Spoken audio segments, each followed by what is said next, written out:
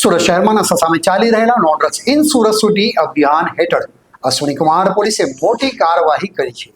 પોલીસે ગાંજાના જથ્થા સાથે એક ઇસમને ઝડપી પાડ્યો છે. સુરત શહેરમાં નશા સામે ચાલી રહેલા no drugs in Surat city અભિયાન હેઠળ અશ્વિની કુમાર પોલીસે મોટી કાર્યવાહી કરી છે.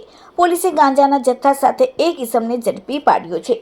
પોલીસને મળેલી માહિતીના આધારે અશ્વિન કુમાર પોલીસ સ્ટેશનની ટીમે ચેકિંગ દરમિયાન લખવિંદર ચરણસિંહ નામના ઇસમને ઝડપી પાડ્યો.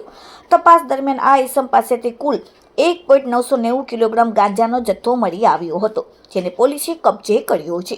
પોલીસની પ્રાથમિક તપાસમાં ખુલ્યું છે કે આરોપી ગાંજાનો વેપાર કરતો હતો.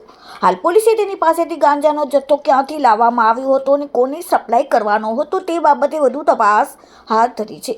સુરત શહેરમાં નશીલા પદાર્થોના વેચાણ અને વપરાશ સામે પોલીસે કડક કાર્યવાહી કરી છે. ત્યારે ઝડપી પાડેલી કાર્યવાહીથી ડ્રગ્સ માફિયાઓમાં ખળભળાટ મચી ગયો છે.